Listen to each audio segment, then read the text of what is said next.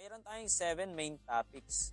Natapos na natin yung Jesus Boyhood from 0 to 12 on our first lesson. Hinati ko ito sa 3 series, itong first online session natin. And second, inauguration or beginning of Jesus Public Ministry.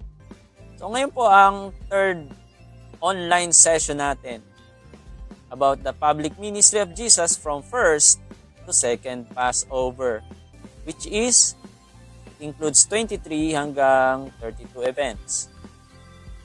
So we will going to have a walkthrough. So yan na. Start na tayo. So far, we've covered 22 of the approximately 154. Grabe, nun dami. Nandun pa lang tayo sa pang 23. So 154 events of Jesus' life in chronological order.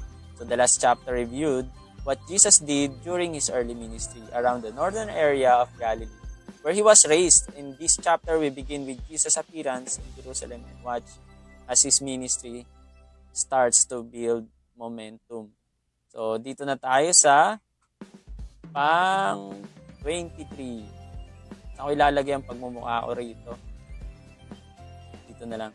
So, Jesus cleanses the temple. Matatagpuan natin to sa John chapter 2 verse 13 to 25. Ayan, yan na yung ano ko. John chapter 13, screenshot nyo. Gusto nyo screenshot to. John chapter 2 verse 13 to 25. Yan, fit na fit yung mukha ko rito.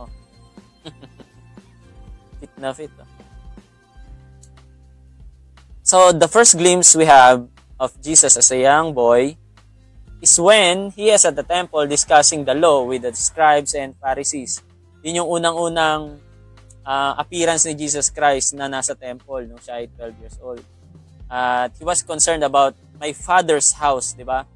Nung hinahanap siya ng kanyang magulang, which is Mary, don't you know that I'm in my father's house and I'm doing my father's business? Yun ang sabi niya eh. So, very concerned talaga siya sa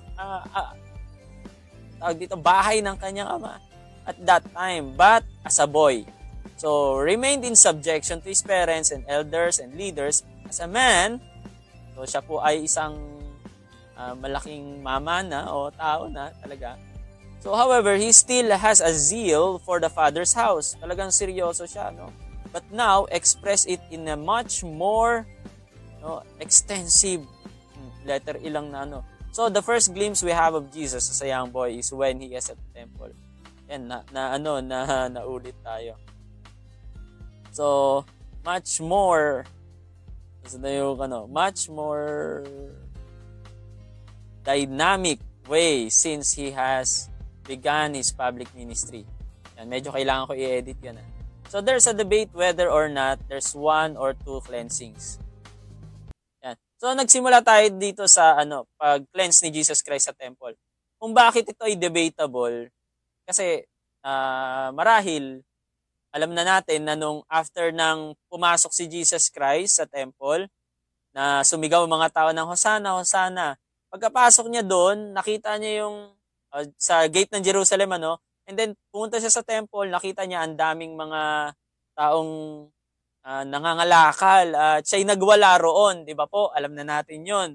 Fresh na fresh pa sa preaching ni Pastor last week. Pero, alam nyo ba sa Book of John, ito sa John chapter 2, magtataka tayo, chapter 2 pa lang ay nabanggit na ginawa rin ni Jesus Christ yon sa temple. That's why, ang sabi nila, dalawa talaga itong account na si Jesus Christ ay pinagtutumba yung mga lamesa ng mga nangangalakal doon kung saan maraming hayop. Okay? So, debatable yun. Pero, mas naniniwala ako na dahil inuna ni John yung bagay na yon, ay dalawa talaga yung cleansing na nangyari. So, John put this incident at the beginning of Jesus' ministry. Etong si Matthew, Mark, and Luke naman, they put it at the point where Jesus enters Jerusalem triumphantly and goes directly to the temple to do this. So there are good arguments on both sides, no? Pero sabi ko, mga kapatid, is that if John put it at the beginning and Matthew, Mark, Luke put it at the end, so there were two similar incidents. Hindi natin maikakala. Halos parehong-pareho. So this would be like two incidents where Jesus performed the miracle of multiplying the bread and the fish. Diba? Two incident din yun. He feed first 5,000, sumunod 4,000. Akala ko nung bata ko, pag binabasa kong Bible, parang nagkamali lang. Bakit yung una 4,000, yung isa 5,000? Yung pala two incidents siya habang tumatagal na nag-aaral ako ng salita ng Diyos hanggang sa nakapasok ako sa Bible school, ay doon ko nalaman. So if he did this miracle twice, no, why not two cleansing? Diba? There was more than one miracle, more than one sermon. So therefore, there could easily be more than one cleansing of the temple. And both times, however, the reason were similar for Jesus' action in cleansing the temple. Bakit kaya ginawa ni Jesus Christ yon? Na siya po ay naghambahambalos ng mga lamesa, no? Ng mga mangangalakal o nakikipagpalitan o money exchanger. So una, because it is a violation of the law. So ito yung mga reasons. Two reasons lang. Marami ito pero dalawa lang ang babanggitin ko. That is connected to the culture of the Jew. Hindi allegorical but literal kasi ito. So violation of the law. The Jews were selling animals and exchanging money in the court of Gentiles. So this desecrated the place where the Gentiles came to worship. So the temple had a series of courtyard where people prayed. Merong courtyard, doon nagpe-pray ang mga tao. And then yung sumunod, yung doon nag-offering ng sacrifice and they received the teachings there. And then sa inner courtyard, they were reserved for the priest. Then, as they extended outward, there was a courtyard for Jewish men. Sa kabila naman, Jewish women. And finally, to the furthest out was one where Gentiles who had converted to Judaism or sympathetic to Jewish religion could go. Kaya kahit mga hentil, pwede silang pumasok at makibahagi, no, dun sa temple worship.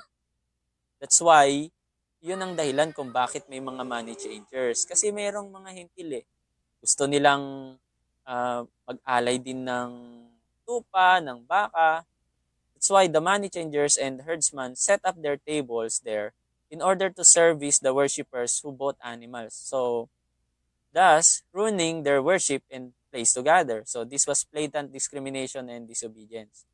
And ikalawa, Jesus create a quiet stir by making a whip. Ayan, gumawa siya talagang sobrang ewan ko, galit niya talaga kasi gumawa pa siya ng whip. Ang tawag dito, panghampas, pamalo, latigo.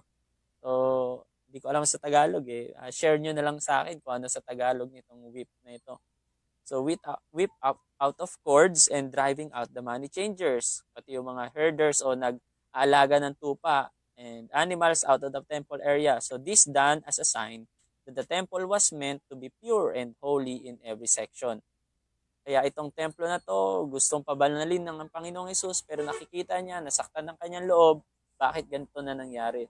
So, he also did this to establish the idea that the temple, as a magnificent as it was, would one day be destroyed and a new temple, or his body, and the church would be established. Okay, so ito na yung isang allegorical, kanina literal ito, allegorical. So the Messiah comes to his house and finds it unprepared for his sudden arrival. So this is the type for all the parables that speak of the judgment to come. Kumbaga, ipinakita na si Jesus Christ ay talagang meron ding pagkalupit, no? It also a living prophecy for the Jews. So their judgment is at hand. Pinakita talaga na malapit na ang kanilang kahatulan. And also for Christians today, sa atin din. So Jesus can come at any time. Tulad ng hindi nila alam na biglang darating itong anak ng Diyos at biglang gagawin sa kanila yun at magagalit siya. So the issue for us is the same as it was for them. Will we be ready when Jesus comes? Ito yung tanong will we be ready when Jesus comes? Diba po? Kapag dumating ba si Jesus Christ, puno ba ng karumihan? Puno ba ng pandaraya, pandurugas ang ating puso, ang ating katawan? So during this explosive time, he also teaches and perform miracles and begins to draw his first disciple from the area of Jerusalem. At isa sa mga research ko kung bakit din ginawa ni Jesus Christ ito, no? Bakit may mga hayop? Dahil may mga gustong mag-alay galing sa ibang lugar, no? Katulad nung may dalang tupa na mag-aalay sana sa templo. Ang pangalan po ata niya ay, ano bang pangalan nun? Yung stranger na tumulong kay Jesus Christ na nung bumagsak si Jesus kasama yung cross. Simon ata or nakalimutan ko, tulungan nyo na lang ako. Di ba may dala siyang si Joseph Arimathea, yung sa tingin ko kumuha ng bangkay. So Simon ata yon, paki-double check na lang or paki-research. So Gentile siya pero pupunta siya sa temple para mag-alay. Ngayon ang ginagawa nitong mga taong ito, lalo na itong mga exchanger na to, some of them ay kakuntsaba ng Pariseo. Alam niyo yun, kapag may malakas ka sa official sa loob, di ba?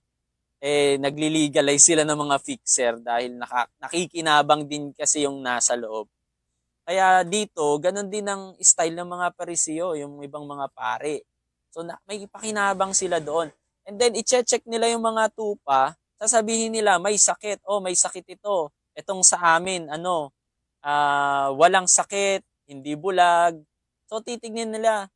And then ibebenta ngayon yung mga tupa na yon at bibili sila ng mga bagong tupa. That's why talagang ginawa nilang business, no, ang pag-aalay. Kahit itong pag-aalay lang sa templo ng ating Panginoon, ginawa nilang business. At doon nasaktan si Jesus Christ na ang motibo sana papunta ron ay maging pure, sumamba, pero sinamantala, no? So sinamantala siya. At ayun, doon na tayo sa 24. Babalikan natin yan mamaya sa mga lessons. So it is natural that this sa 24 naman, yung pagbisita po ni Nicodemus from doon sa tinutuluyan ni Jesus Christ. So a visit from Nicodemus. John chapter 3 verse 1 to 21. Whereas dito galing yung salitang we or you have to be born again. Okay? So it is natural that this tumultuous arrival at the temple, ibig sabihin ng tumultuous ay scandalous, ganon, or maingay. His signs and his teaching would draw the interest of not only the crowds, but also the religious leaders. Kaya nakakuha ng interest yung mga tao. Bakit sino ba tong Jesus na to? Bakit napaka-authoritative naman yan? Sang galing yan? Anong karapatan niyang gawin yun sa templo? At isang nakadraw sa kanya o nakaakit sa kanya ay itong si Nicodemo. And noon pa lang, dahil sa pag-aalingaw na yon, gumawa siya ng himala din sa Cana, di ba? So, may mga taong nagtanong-tanong. And at the temple, some leaders were questioning his right to do what he did and wondered what he meant by the idea that his temple, sabi niya, his temple, no, would be raised in 3 days if it was destroyed. Yun kasi ang claim niya kapag sirain niyo ang templong ito ng 3 araw at babangunin ko. Sirain niyo ang templong ito at sa 3 araw babangunin ko. But he's typifying actually about his body, no, and the church. So they saw him as a troublemaker and wanted him silenced. Kaya however, like Nicodemus, sa kabila ng mga may taong nag-alangan sa kanya or nagalit sa kanya, ito namang si Nicodemus, he came to him secretly to learn more. Kaya uhaw itong si Nicodemus So he knew that he was special but was slow to come to faith. Jesus showed him that even he, a teacher and a scholar, required the new birth. Ay hindi ibig sabihin na relihiyosong tao, marunong sa Biblia, napapanood natin sa TV, rebirthed na. in order to enter into the kingdom of God. Actually ngayon, pati kingdom of God ginagamit na na term para maraming taong maniwala sa kanila. O ngayon, ano na nangyari? Pinaghahanap, di ba? Kayo nang nakakalam kung anong klaseng kingdom yun. So, John's baptism was for everyone. And Nicodemus didn't understand at first. So later on, however, we see him trying to defend the Lord when the Jewish leaders were accusing him unjustly. Alam natin yon na isa si Nicodemus ang nagde-defend sa kanya. Finally, at Jesus' death, he provided the costly spices to properly bury him. So Nicodemus was a slow and cautious disciple dahil nga ano po siya, part siya ng mga Pharisees or Jewish religion, di ba? And eventually came around. Yun ang kagandahan. Kahit mabagal, no, ay talagang naniwala din siya sa Panginoong Hesus. Magandang gabi sa mga nanonood sa ating live streaming. Hinihiling ko na i-share po natin ang ating live. May mga nanonood. Nandito si Pastor Marvin, Pastor Endrina. Paki-comment nga po ulit kung saang bansa po kayo nanonood ngayon. Si Pastor Balatar Franz. Si Pastor Franz, Brother Franz ata, sa Spain ata to, nakalimutan ko na. And Sister Leia. Paki-comment kung saan po tayo ngayon nanonood para makita din po ng iba nating mga kasama. Pati si Pastor James, nandiyan din, from Lawag City. And Pastor Eliseo, Sister Rowena, Brother Junior, June, and Raul from Cavite. Yan. Comment natin kung saan tayo nakasubaybay. So next, after nung instance kay Nicodemus, fast track tayo kaya hindi ko na kailangan basahin yung John chapter 3 verse 1 to 21, no? Kasi madalas natin nababasa ito. Doon na tayo sa pagkatapos ng instance na yon, another event nung bumalik siya sa northern Judea. May tinatawag na Ainon. Okay? So after this dynamic appearance, Jesus traveled back to Samaritan territory in John chapter 3 verse 22 to 23. So ito ay dalawang verses lang. Ito nasa ibaba. Basahin natin muna. In King James Version, after these things came Jesus and his disciple into the land of Judea, and there he tarried with them and baptized. So, nagbaptize na naman sila. Okay? Pero hindi si Jesus Christ ang nag-practice noon. And John also was baptizing in Ainon near to Salim. Kaya nagbaptize si Jesus, yung mga disciple ni Jesus Christ, nagbaptize din sila. And nagbaptize din si John the Baptist dito sa Ainon dahil marami daw tubig dito. Because there was much water there and they came and were baptized. So maraming nagkasabay sila ng pagbabautismo.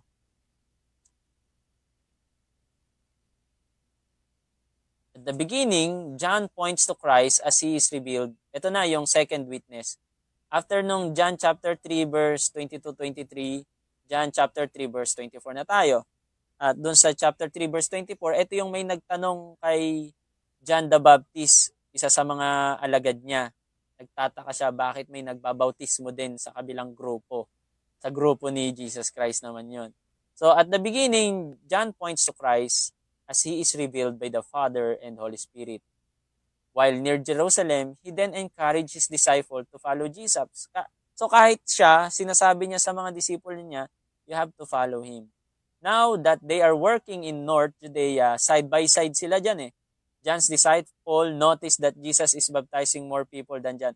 Ayan, si Jesus yung nagbabaptize. Mas marami pa yung binabaptize niya, okay? Than John. So they question him about this. Bakit nagbabaptize ito? And John answered them by acknowledging that the purpose of his ministry was to prepare the way for Jesus' ministry and that it is proper that Jesus' ministry grows and his diminishes. Kaya mas marami nang nababautismuhan doon sa side ni Jesus Christ kaysa kay John. So John knew and rejoiced to see Jesus arrive and do what he was supposed to do. 'Di ba? Hindi siya na tawag dito, yung na-offend or na-insecure sa pangyayari, kapatid. Kamusta tayo? Ganun ba tayo minsan? May mga insecurities ba tayo kapag nakikita natin na mas dumadami yung member sa mas bagong church kaysa sa church na ang tagal-tagal na ating pinagpapagalan? So, parang ganun kasi yung pakiramdam ng mga disciple ni John. But John, he happily accepted that he is lesser. He has a lesser role. At this point, he knew that he had succeeded in his mission. But later on, he would doubt. Yun ang problema kay John. No? Natutuwa siya. Marami nang pumupunta kay Jesus, naniniwala kay Jesus, magsisimula na yung revolusyon. Ganun yung kaisipan niya. Pero pagdating sa huli, medyo yun lang. Nagkakaroon na siya ng doubt. Ito ay sa John chapter 3. Si Jesus at si Juan. Gusto kong basahin yung yung binanggit ni Jesus Christ dito na that he may increase and I decrease. Ito po 'yon. Verse 22 magsimula sa 24 na. So hindi pa noon nabibilanggo si Juan, minsan nagkaroon ng pagtatalo ang alagad ni Juan at ang isang Hudyo tungkol sa ritual ng paglilinis. Kaya pumunta siya kay Juan na sinabi, Guro, naalala po ba ninyo yung lalaking kasama nyo no, sa ibayon ng Jordan na inyong pinatotohanan? So, nag-witness siya no, kay Jesus Christ. Kaya tinawag nung John second witness eh. Kasi ang first witnessing ni John ay nung personal niyang encounter. Second witnessing niya ay yung pagpapatotoo na dapat siyang maibaba upang maitaas si Kristo. So, anong sabi ni Jesus? Ni John. Sabi niya rito. Siya po ay nagbabautismo rin at nagpupuntahan sa kanya ang lahat. Okay. So sumagot si Juan, walang sino mang tatanggap ng anumang libang ito'y ipagkaloob sa kanya ng Diyos.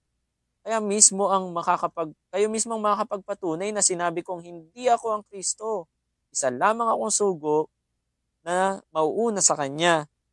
Sa isang kasalan, ang babaeng ikakasal ay para lamang sa lalaking ikakasal. Ang abay na naghihintay sa pagdarating ng lalaking kakasal ay lubos na nagagalak kapag naririnig niya ang tinig nito. So, gayon din naman, lubos na ang aking kagalakan ngayon. Kaya inihalin tulad niya ang sarili niya as a groomsman. Groomsman. Okay? Ito yung sinabi niya, dapat siyang maitaas at ako na may maibaba. Yun, napakaganda ito. So, yun yung gagamitin naming theme dito sa anniversary ng church. Naging theme na ba natin yun sa church anniversary? Yan. Try nyo rin. Napakaganda pong theme yun. So, next. After that, syempre, galak na galak siya, no? Dumadami na yung tao. May naging problema. Bigla siyang nag-alangan. So, John was a preacher of judgment to come. Napaka-tahasan magsalita ni Juan eh. Doon pa lang, kung babasahin natin, di ba? Talagang magsisi kayo. Kung may dalawa kayong lukbutan, bigay niyo yung isa. Pati yung mga pangangalun niya, talagang niyayari niya eh. So, about the repentance, yung kanyang theme ng preaching. And so much of his sermons had to do with sin. Dinidil niya talagang sin, nakaka-offend kung sa nakaka-offend.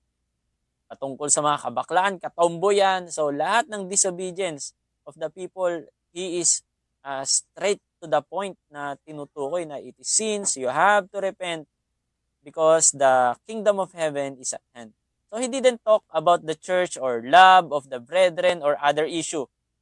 He was a one-topic preacher. Anong topic niya? Repent.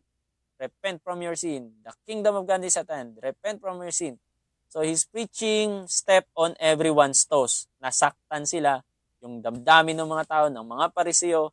Lahat itinukoy niya doon. Kayong mga sundalo, kayong mga pariseo, kayong mga mamamayan. Talagang isa-isa ini-specify niya.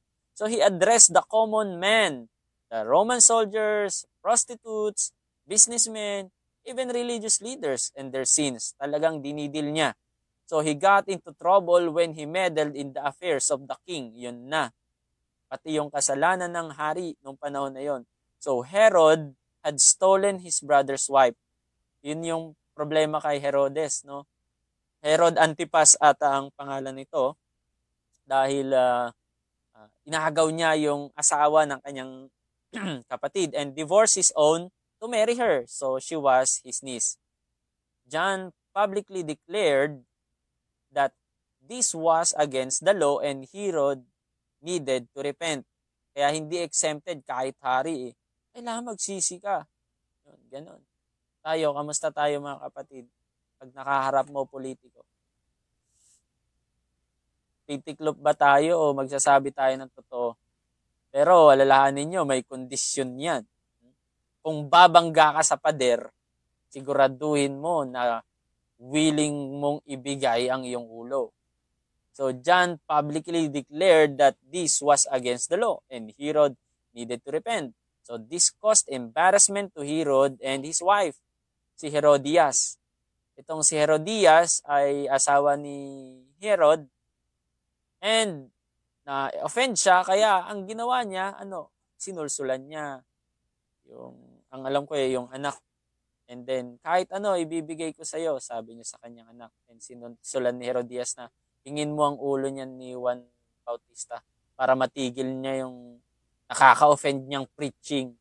So John's continued accusation would lessen their position with the people. So which wasn't very good to begin with, di ba? Parang nababad shot tuloy sila Herodias, si Herod, at nakakahiya yun kung may taong against sa kanila. So gusto nilang patahimikin. And in order to silence him and to stop him from stirring up the bad publicly, so Herod had put him into prison. So, kinulong na siya para hindi kahiya-hiya. Kinuha ng mga Roman soldier itong si John the Baptist at kinulong. Magandang gabi, Brother Marlon Pajulas o Pajulas from Antipolo City. Share tayo ng ating live. Magandang gabi po sa lahat. So, to make the long story short, nakulong nga si John and may inquiry siya kay Jesus Christ. Number 28 event, John's inquiry of Jesus. In Matthew chapter 11, verse 2 to 19, and Luke chapter 7, verse 18 to 35. So John the Baptist believed that the Messiah, he was preparing the way for would come and usher in a great period of judgment and for prosperity for the Jews. Yun ang alam niya. Talagang aasenso na ang mga Hudyo, may babalik na ang kaharian ng Israel tulad ng kaharian na itinayo ni David at ni Solomon. But his view of the kingdom may have been similar to his fellow Jews of the time. As a prophet, and like most prophets, he knew the order and general nature of the things he prophesied about in the future, but not necessarily the time frame. Hindi niya nga lang alam yung time frame. Akala niya mauuna sa time frame na merong political messiah. But he didn't know before the political messiah's kingship would come, Jesus Christ must be a sacrificial lamb first. No? King in the midst of his spiritual people, which is the church. So first, he comes to prepare the way. Next, the Messiah comes with the spirit and power. Then, a judgment comes on the people. Then, a period of blessing or kingdom. So, yun yung time frame na alam niya. Na i-prophesy kasi sa kanya, he will prepare the way of the Lord. Kahit yung mga lubak ay mapapatag, ang mga bundok ay maguguho at gagawan ng daan. So, prepare you the way of the Lord. Siya yung tinutukoy dun eh. So, what he didn't know was how far apart these things would be in the time and the exact nature of these events. Nakalimutan niya na forelook niya yung Isaiah chapter 53. So he sees and recognizes Messiah according to the signs God provided him in order to confirm his preaching. Parang na-highlight sa kanya Isaiah chapter 9. Diba? Lalo na yung verse 6. For unto us, a son is given, and the government will be upon his shoulder, and he shall be called Wonderful Counselor, Prince of Peace, Everlasting Father, and Mighty God. Pero nakalimutan niya yung Isaiah 53. So but now, he's arrested and put into prison. No judgment comes down on the evil king. So, wala na. Tahimik na. Wala nang nagsasabi sa kanya na mangangalon niya itong hari natin. So as a matter of fact, nothing in the big picture changes. Kahit nakakulong siya, meron pa rin nanggagalaiti sa kanya. So when neither judgment nor a great new order of things appear right away, John begins to doubt. Ayun na, nakulong na siya. Bakit mas makapangyarihan pa rin itong si Herodes? Gayong dapat itong haring darating ay mas makapangyarihan kaysa sa kanya. So he had the sequence right, but the time frame was wrong. Just like the Thessalonians who assumed that Jesus was returning in their lifetime and became distressed when this didn't happen. So at this point, John sends his disciple to question Jesus. Ano yung tanong niya? Diba? Nag-doubt siya eh. So he thinks maybe that he's made a mistake and Jesus isn't the one since his concept of what was supposed to happen didn't materialize. Hindi siya yung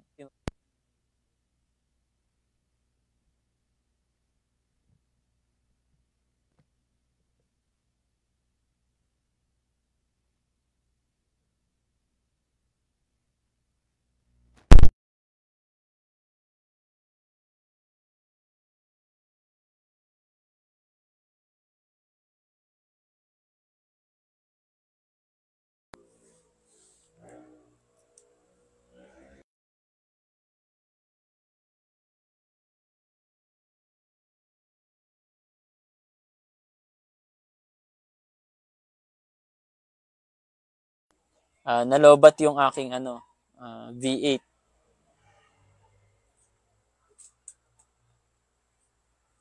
Kamusta po sa ating Zoom? Tignan ko lang. Pa-comment nga po sa Zoom kung naririnig po ako. Okay, thank you. So, ayan. So, nalobat yung aking V8 kaya tumigil po ako. Buti nabantayan ko rin. Okay, so continue tayo.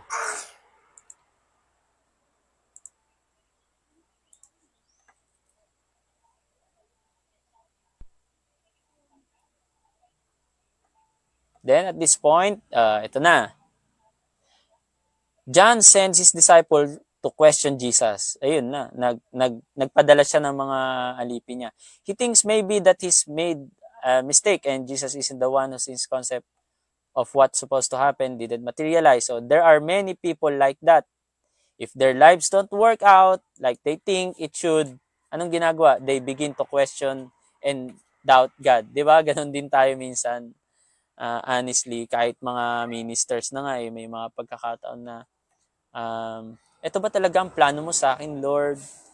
Magpastor ba talaga ang plan mo sa akin, Lord? Maglingkod ba talaga, mag-full-time ba talaga ang plan mo sa akin, Lord? O, di ba? O, itong trabaho ba talaga, Lord, ang gusto mong gawin ko? Nagko-question tayo sa kapangyarihan ni Lord.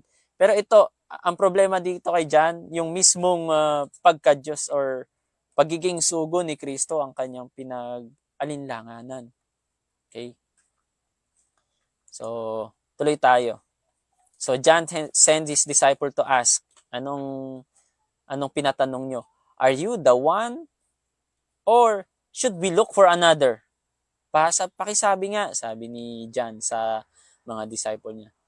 And then, nakarating sila kay Jesus Christ. So, Jesus replies that he was doing all the things the scripture said that the Messiah would do when he came. Diba? To teach, to heal, to raise the dead. So, these were the signs given to create faith in those seeking the Messiah. And John should trust in this, not in his idea of how things should be. Kaya ganun din dapat tayo. So then, Jesus rebukes those who rejected John because of his appearance and what happened to him. Marami din kasing nadismaya na ito si Juan, napakatuwid niya, napakaganda ng sinishare niya. At bunga siya ng himala mula kay Zacarias. Siyempre, marami pa rin nabubuhay nung panahon na yun na kakontemporary ni Zacarias. Na talagang hindi siya pinagdudahan pagdating sa himalang iyon dahil matanda na rin si mother niya at si Elizabeth, 'di ba? Kaya nung panahon na yon, matindi rin ang pagkakakilanlan ni John the Baptist at maraming na-earn na respect si John the Baptist mula sa mga Pariseo din, ganon. So, marami talagang naniwala na propeta itong si John the Baptist. Actually, even Herod knows na itong si John the Baptist ay isang propeta ng Diyos. Kasi ang mga hari noon, alam din nila ang scripture, pinag-aaralan din nila yung mga scripture na yan. May nagre-rehearse din sa kanila, may nagre-report sa kanila ng iba't ibang mga karunungan. Kasi hindi ka pwedeng maging hari na wala kang dunong. So, yung library, yung mga scrolls na hindi kasama sa Bible, kahit yung mga ancient scrolls pa, talagang pinag-aagawan yan, yung mga manuscripts na yan.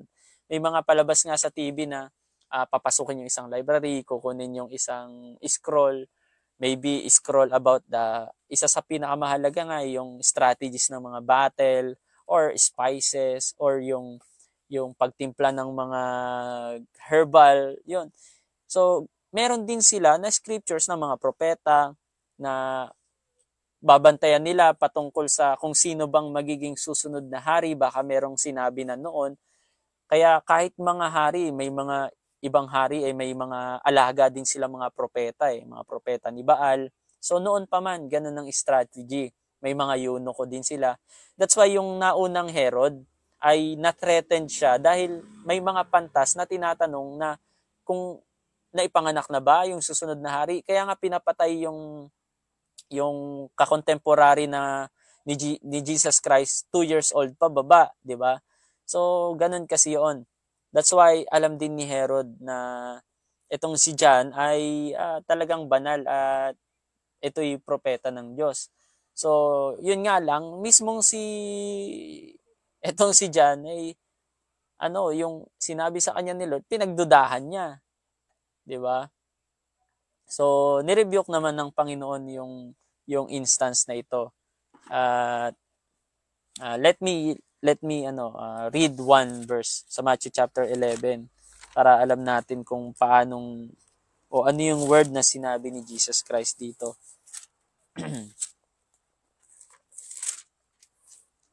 Ito po.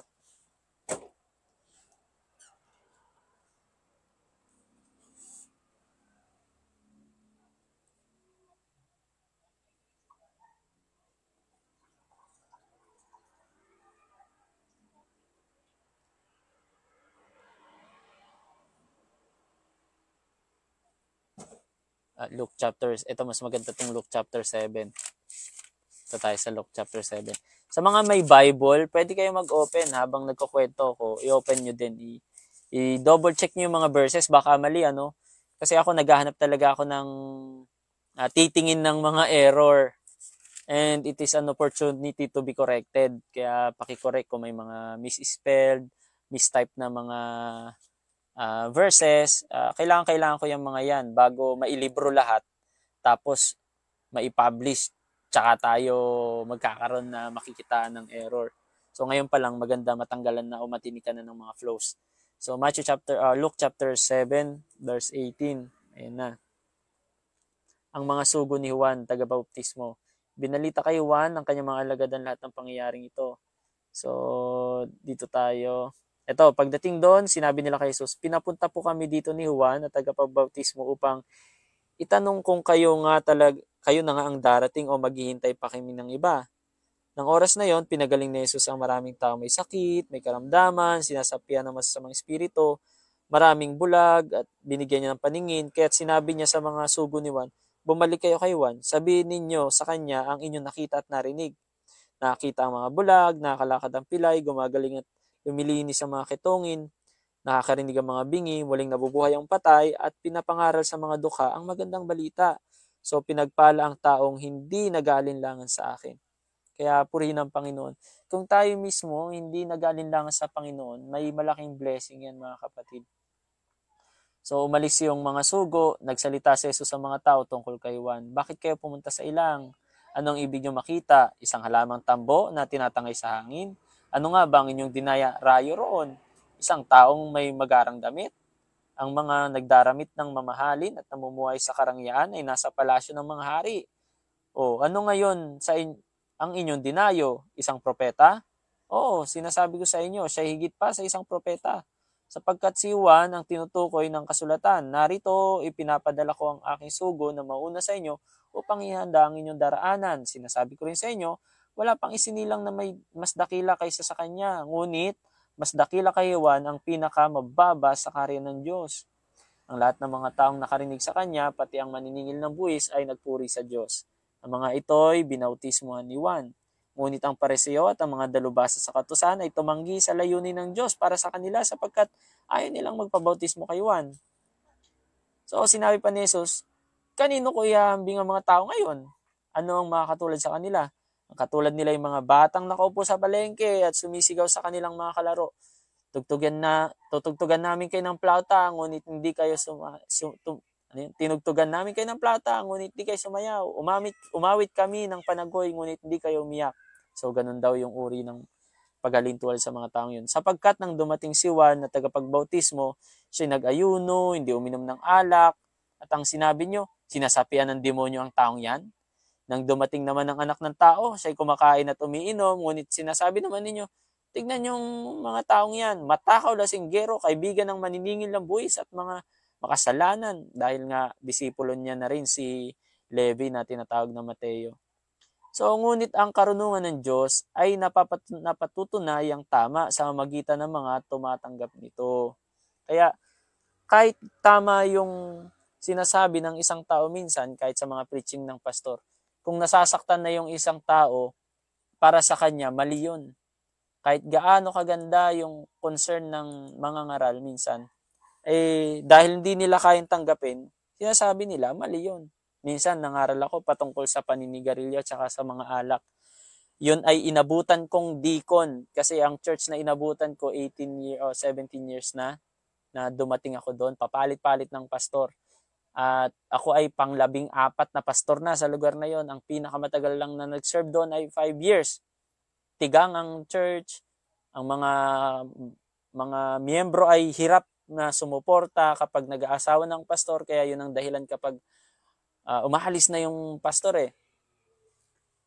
Dahil pag nag-asawa na siya, hindi na nila kayang suportahan. Pero ang pananampalataya ko sa Panginoon, kahit gaano yung katigang na lugar, kayang payamanin yan ng Diyos. Talagang gumapang ako sa hirap, sa panalangin, sa pagtsatsaga, kahit kasulok-sulokang baryo. Mayroon pang naglaban doon ng mga NPA, pumasok pa yung tangke ng sundalo. Ididistino ko doon yun ang sinabi sa akin, may mga NPA doon. At talagang talamak dito. Hanggang ngayon, may nagchat-chat pa sa akin na NPA na nanghihingi hanggang ngayon. Kaya yung cellphone number ko, hindi yan matawagan So, iba dito sa lugar na ito. But, after 17 years sa biyaya ng Lord, the longest pastor that served that place is 5 years. Tayo po ay umabot ng 17 years. Malaking pinagbago. Yung mga kabataan na ang tingin nila sa sarili nila ay maliliit dahil galing lang sila sa baryo. Ngayon, nasa ibang bansa na iba, pinayaman na sila ng Lord, kanya-kanya silang business. And talagang in-upgrade. Kaya kung hindi tayo mag-aalinlangan sa Panginoon, talagang pagpapalain tayo. Amen. At maniwala tayo sa Panginoon na siya talaga yung magpo-provide sa lahat. Kahit makitulog ka na, kahit makitulog ka sa miyembro mo at wala kang pamasahe pa uwi, yan mga kapatid, pagtsagaan nyo dahil hindi natutulog ang Diyos, hindi patay si Kristo, na buhay siya maguli. Amen. Kaya magpatuloy tayo maglingkod. Meron man o wala, magkakaroon yan. That's faith. Hindi magiging faith yung nandyan na. Diba? Ang faith, hindi mo pa nakikita. How can we practice faith if everything was already there? Diba? It's not faith at all. How can we trust God if we have been there and everything was already provided? Diba? So, ang hirap mag-trust pagka ganun. You will trust those riches, not God who can give that riches out from the stones or the desert, a river from the desert. So, yun. Ganun dapat tayo magtiwala sa Panginoon. So, purihin ng Panginoon. Nag-preach na ako. Life of Christ to, hindi to personal growth.